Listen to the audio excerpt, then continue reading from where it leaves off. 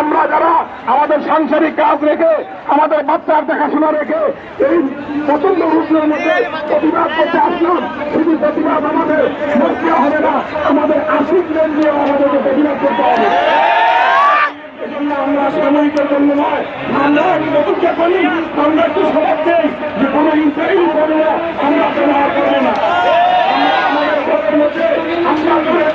যে সময় link order ছিল না ওই সময় আমাদের কাপড় পরিষ্কার ছিল, যে সময় নুডলস ছিল না ওই সময় আমার বাচ্চা বেঁচে ছিল, ওই সময় আমার বাচ্চা বেঁচে ছিল। যদি আমরা বয়কট করি এমন কোনো অসুবিধা হবে না। সেজন্য আমরা সকলেই আমাদের বাচ্চাদেরকে আমাদের স্বামীদেরকে বলবো যে আমার ঘরের মধ্যে ইসরায়েলি কোনো পণ্য আনতে পারবো না। মোবাইল থেকে আমি ইসরায়েলের পণ্য ঢুকিয়ে আসে এগুলো বের করে আমার ঘরের বাচ্চার মধ্যে রক্ষায় দিব। আমি মুসলমান হিসেবে এই পণ্যগুলো আমি ব্যবহার করবো না। আমার পণ্যকে দাবি আজকে আমি রাস্তার মধ্যে ধরে না গান ধরাইলাম, আমার বন্ধু দিয়া মুসলমানের রক্ত পূজা করবে এগুলো যেন না হয়। কোন ইহুদি নেতারা মুসলমানের দুষ্ট না, মুসলমানের দুশ্মন।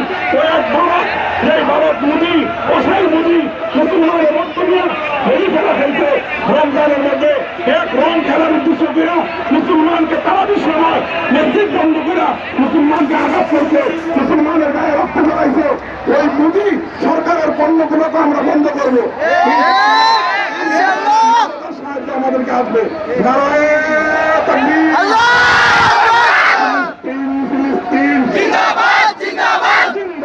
জিন্দাবাদ দুনিয়ার মুসলিম লড়াই করো, এক হও,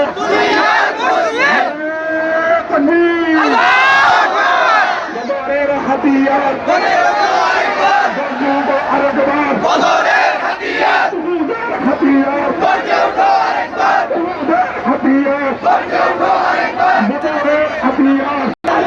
সবই লড়া শুনে